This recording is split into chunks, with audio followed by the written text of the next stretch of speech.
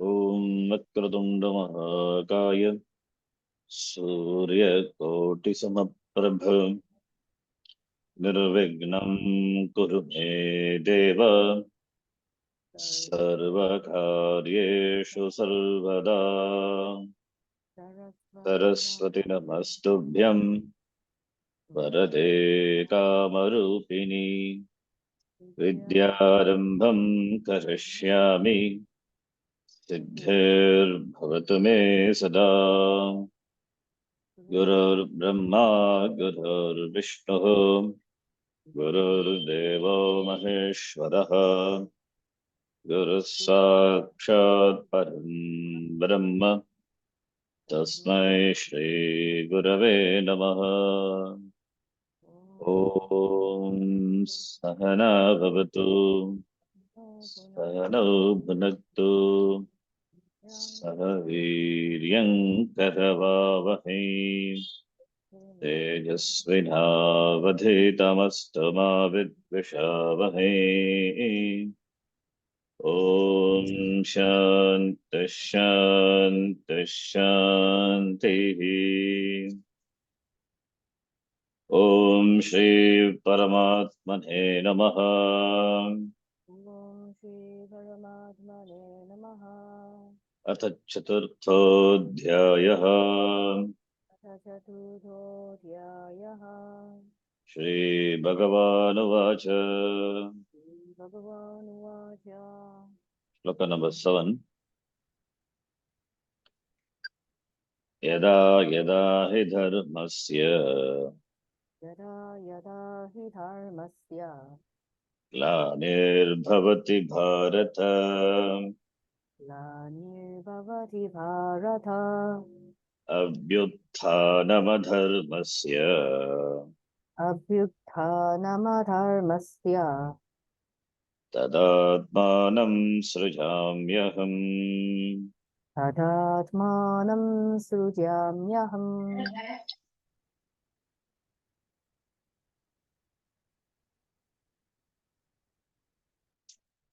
Yada yada dharmasya glanihi bhavati tada aham atmanam agam srijami tada aham srijami I incarnate myself. Dharmasya glanihi adharmasya abhyutthanam bhavati tada aham atmanam srijami. We have been discussing that. Now we have to read from here. Adharma is the real cause for the destruction of dharma. Dharmasya glanihi, the declension of dharma, or the destruction of dharma is because of adharma, rise of adharma. Rise of adharma, therefore, declension of dharma. So adharma is therefore the real cause.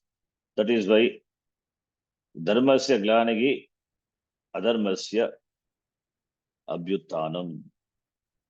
Arise of adharma and declension of dharma. So adharma is a real cause for the destruction of dharma. Strictly speaking, dharma is not something that can be destroyed. It is not something that can be burnt up, for example. Dharma is not a thing, it is a value that people follow. Dharma is an abstract thing, it's a value. Dharma has its ashraya in the dharmis. It's located in the dharmis, the people who follow dharma. Therefore, it is not a thing which can be destroyed. Only in these terms, then can dharma be destroyed. What? If people do not follow dharma, then dharma is said to be destroyed. That is the destruction.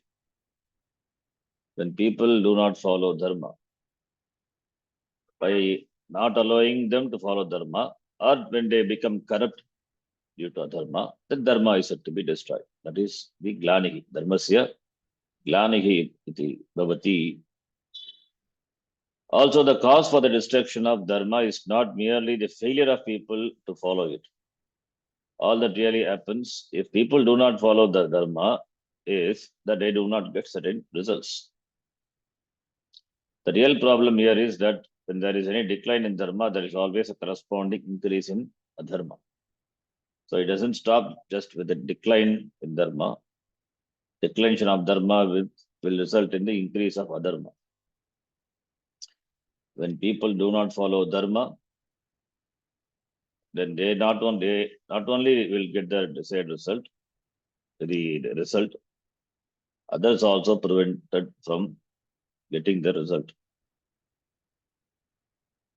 Because each one is dependent on the other.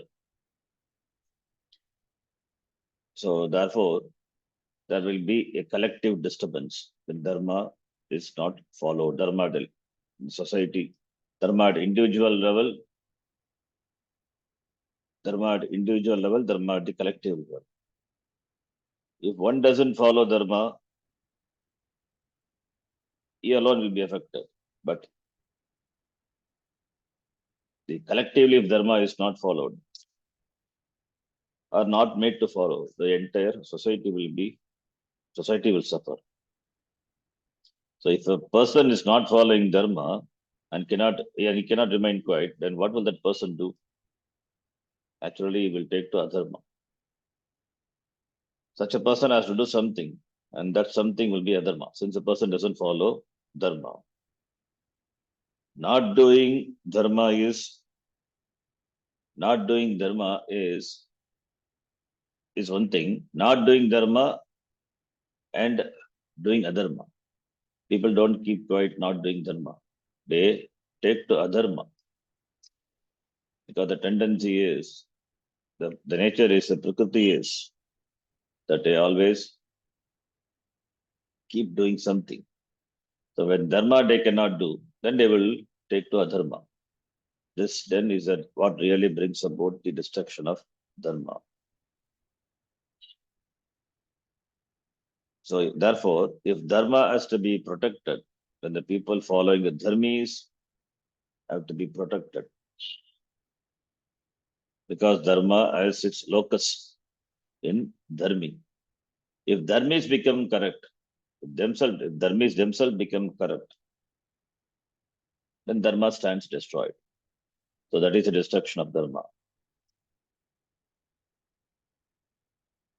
And if the Raja, if the king of a country, if he is corrupt, then the entire kingdom, the prajas will be corrupt.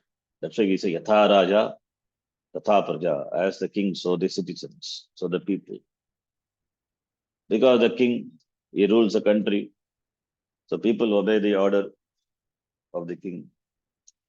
So if he instructs not to follow certain dharma, then people cannot follow.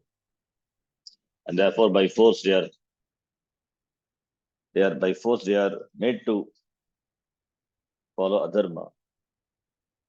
So dharma at the individual level, if the person has authority, can affect at the collective level. So that's how the dharma is. So that is why this year, the Yuddha also, since Duryodhana is a crown prince, or is going to be the crown prince. It's going to be the prince.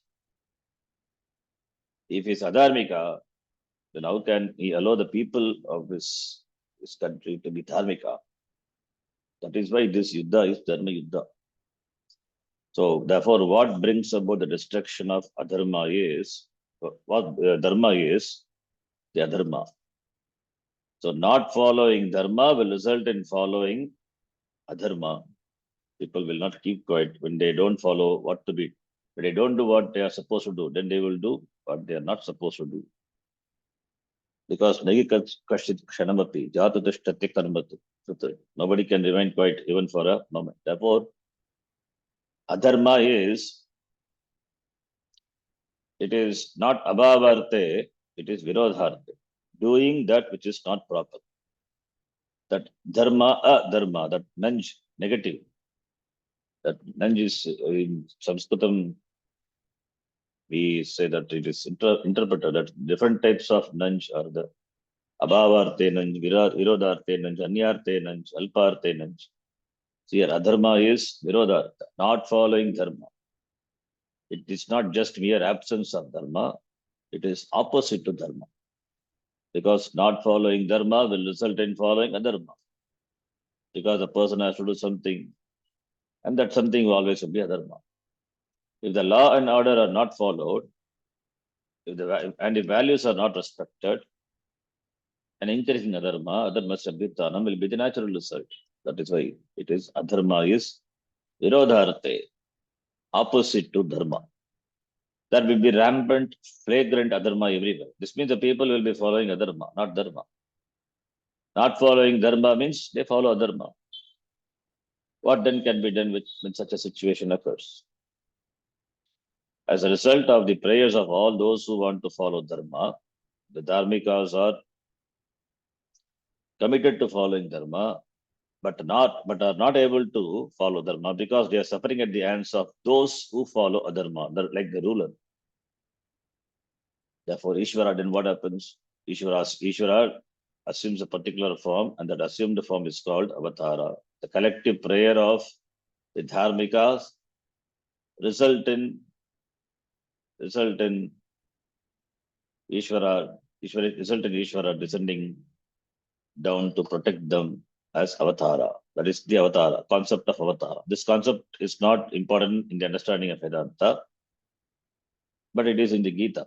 The Gita, it is that, therefore we discuss avatara concept. It is only in the Gita. However, with reference to this particular shloka, one doesn't need to know that there is such a thing as avatara, just as one needs to know that karma can be in the form of rituals, prayers, and so on. One does need to know that there is such a thing as avatara. So avatara is there. That just knowing that is enough.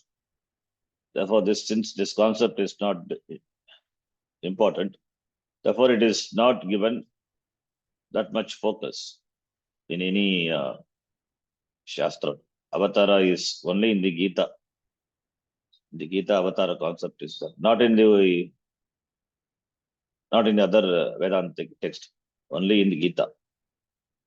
So, like we understand the prayers, karma, karma pala, etc. Similarly, the concept of avatara also has to be understood. That already we discussed before. What is the nimitta? What is the purpose of avatara? What is the nature of avatara? Swarupa and cause and purpose. What they are, how they are connected, and so on are to be understood. Vedanta itself is nothing but Tattvamasi. Vedanta itself is nothing more than Tattvamasi. The reality of the self being the whole is Vedanta, and everything else is brought in to support one's understanding of this fact. Krishna himself presents the concept of avatara here by saying, then I bring myself, Atmanam Agam Sujami, into being in a particular form. Tada Atmanam Agam Sujami. This is where the immaculate conception comes in. The immaculate conception, not born through the womb of a particular being, particular person, because Ishvara himself manifests. Ishvara manifests himself. Atmanam, reflexive pronoun. I myself manifest. So therefore, it is not an ordinary birth. Ishvara Janma is not because of karma. Only if it is because of karma, you will have a general birth like that of any person, any human being, any being. But Ishvara's Janma is not due to karma. Therefore, here only the concept of immaculate conception, like Jesus, Krishna, Jesus. Even though it was known that Krishna was born of Devaki,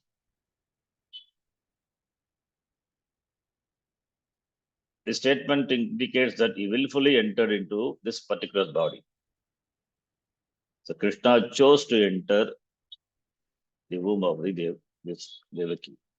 We find in the literature that Krishna, who was essentially none other than Vishnu, was also born out of a pillar on another occasion, that is Narsimha Avatara. To save his Bhakta, Prahlada, he manifests himself from a pillar. When the father of Prahlada questioned whether Bhagavan is there in the pillar. Yes, when he said yes, then Hiranyakasipu, he is Asura, he hit the pillar with his gada. Then from the pillar, Narasimha, avatara of Vishnu, Narasimha avatara, Narasimha. Nara is human being, Simha is lion. So the combination of both, Narasimha. So a form of the mixture of human being and an animal, Narasimha. Because Hiranyakasipu, he had obtained a boon from Brahmaji because of his tapas, that no human being can kill him. No human being, and he cannot be killed inside the house or outside the house. He cannot be killed on the land or above. So like that, he had obtained many boons. So therefore, Bhagavan incarnate in the form of a mixture of Manushya and Pashu, animal, Simha, lion. Combination of that's why Narasimha Avatara, very Ugra, ferocious Avatara. He emerged out of the pillar and tore him apart. Hiranyakasipu. So that is an Avatara. He came for that purpose and then he disappeared. And he came for that purpose and then unmanifested. Again, manifest and unmanifested. Unlike Rama Avatara and Krishna Avatara, it did not stay for long. It just appeared as Narasimha and then disappeared. And that purpose is that purpose of killing Hiranyakasipu is done. That was the purpose. So Narasimha Avatara. So Narasimha Avatara, from which whom he came, he did not come through any whom. He just manifest. Tada Atmanam Aham Sujami. Yada Dharmasya Glanihi Bhavati Adharmasya Abhitanam Atmanam Sujami. Therefore, his births are not definitely the result of Prakriti, are not due to Karma Pala. They are not the product of chromosomes inherited from the parents. So not born because of union of the parents. So therefore, that is very clear. That is Ishvara. Krishna clearly states here that he brought this particular physical body into being by himself. Therefore, his conception is also immaculate. Having said that, he assumes a body when there is a decline in dharma and rise in adharma. Krishna then goes on to explain why it does this. What is the reason? What is the purpose? That is said in this shloka. So, what is the cause? What is the nature? What is the cause? What is the nimitta? So, why does he take avatar? Why does he assume a body when there is decline in dharma and rise in adharma? That is said here, the next shloka. The purpose of avatara. Let us read. Paritradaya sadhunam परित्राणाय साधूनां vinashaya cha dushkrutam विनाशाय च दुष्कृताम् dharma samsthapanarthaya धर्म संस्थापनार्थाय sambhavami yuge yuge. सम्भवामि युगे युगे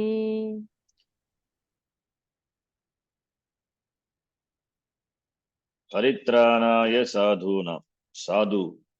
Sadhu is dharmika. Dharmikanam paritrana. Pari. All-rounded. Tra. Trai. Protection. All-rounded protection of the sadhus. Good people. Dharmikas. Vinashaya cha dushkritam. The purpose is mentioned in Chaturthi Bhakti. Paritranaya, the purpose. For the purpose of protecting the good people and for the purpose of Vinashaya, destroying the dushkritam. Dushkritam is those who do karma which are not in keeping with dharma, adharma. So dushkrita, to do. They do which is not proper, therefore adharmikas. Those who do not follow dharma, those who follow adharma, adharmikas. So dushkritam adharmikanam, sadhunam dharmikanam. So therefore protection of dharmikas and destruction of adharmikas, and by destroying Destroying, it could be physical destruction, or could be a change is brought in them by either by advice or by giving a chance. So need not be all destruction means need not be physical destruction alone. That is also possible. If they are not ready to change, then they have to be destroyed. That also had happened.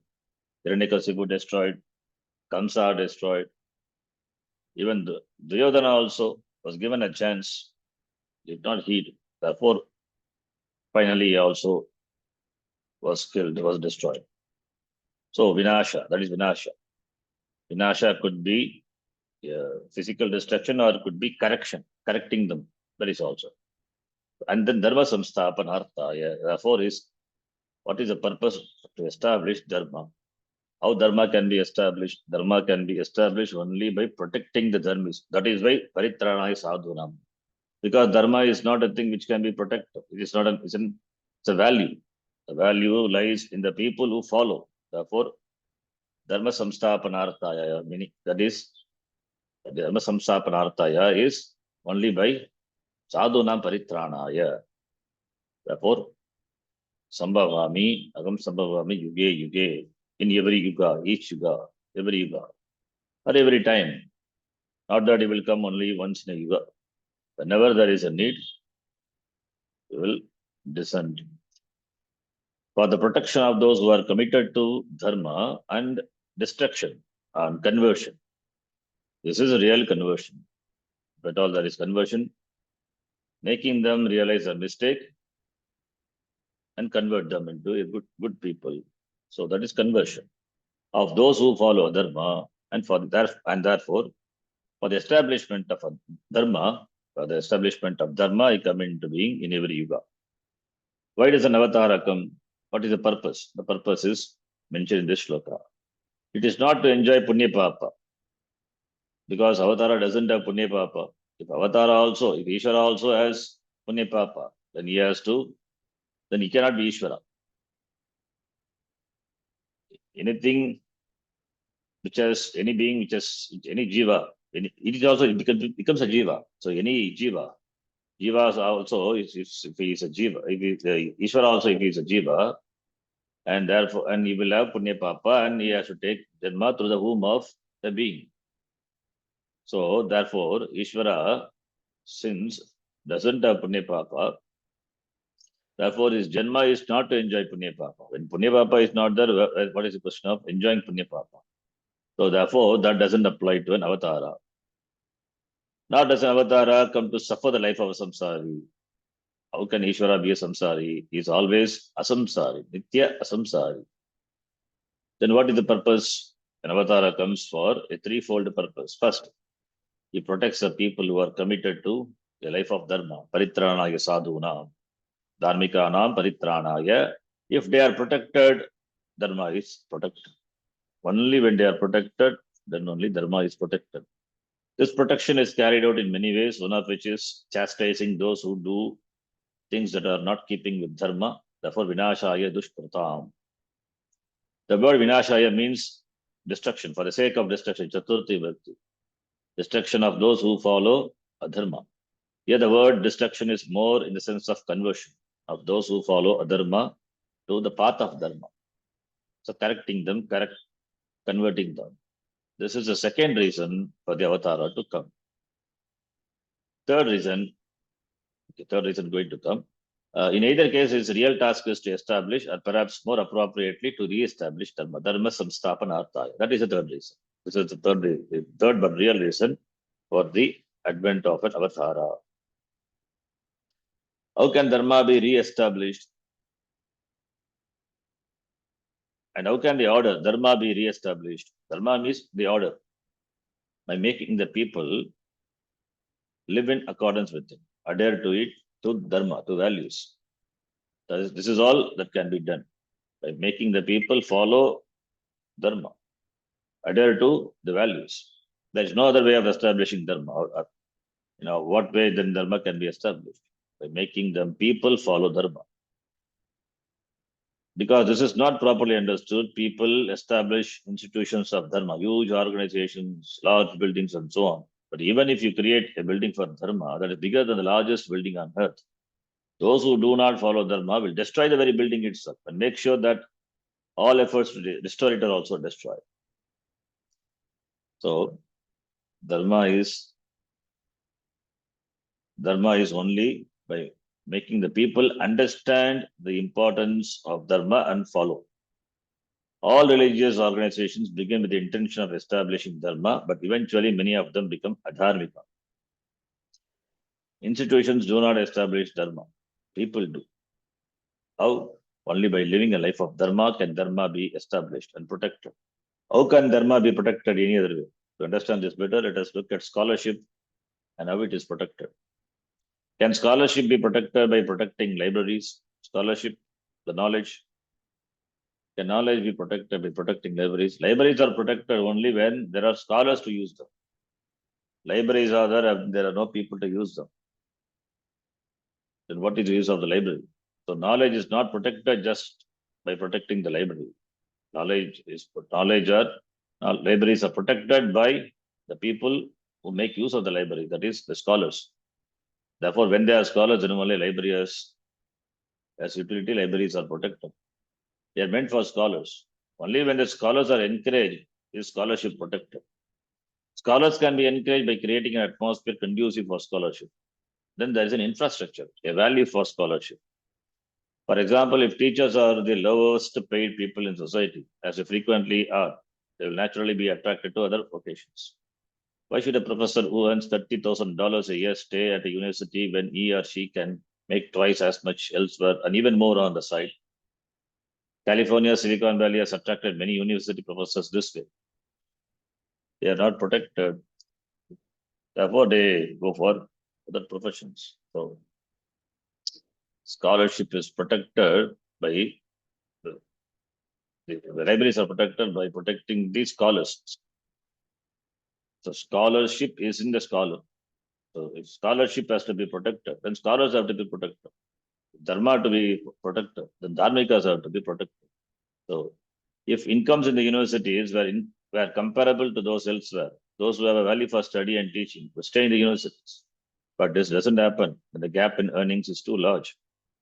It is true that the people who have a real love for study and the leisure to do so will stay, but it also must be recognized that many of those who remain may be doing so for little more than the extended holidays in the academic year permits.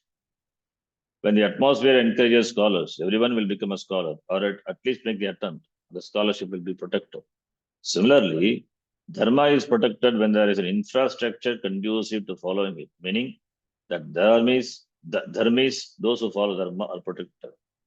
The infrastructure conducive to following it. It is the responsibility of the government, the responsibility of the king to provide infrastructure. They depend on the administration, they depend on the government, they depend on the king. So therefore, the infrastructure to follow dharma. To protect dharma, nothing else can be done. The infrastructure to protect dharmikas, the infrastructure to protect dharma, by that dharmikas are protected. Protect dharma, nothing else can be done.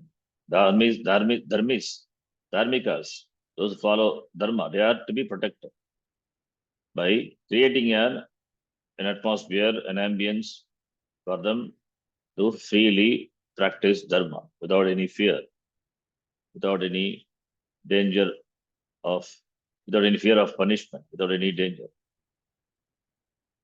The protection of dharma comes through various forms, to music and the other performing arts, to the fine arts and various other human expressions.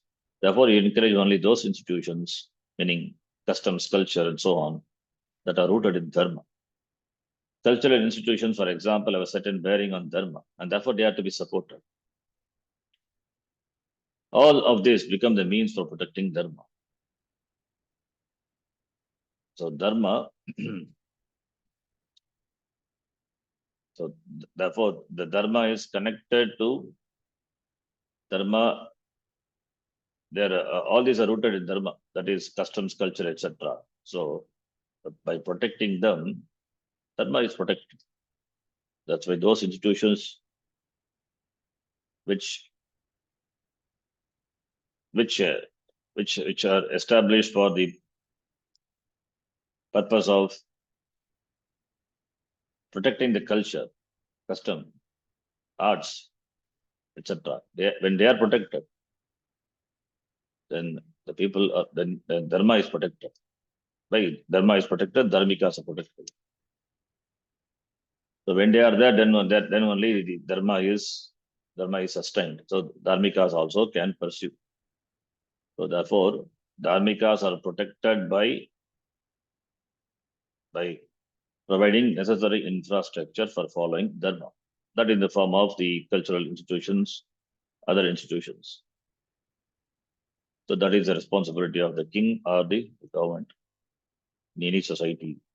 Therefore, it is only when people who follow dharma are not protected, then you find everything goes punk, not just the magic. So therefore, very important thing. So dharma rakshanam is dharmi rakshanam.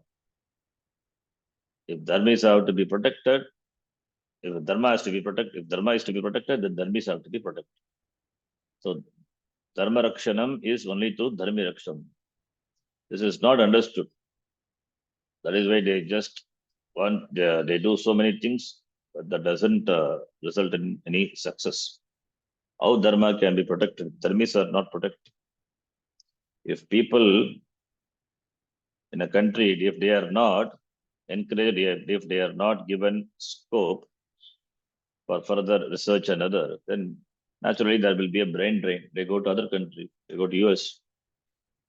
There will be brain drain. When they are not given chance here, naturally they will migrate to other countries. That's how brain drain happens in every country.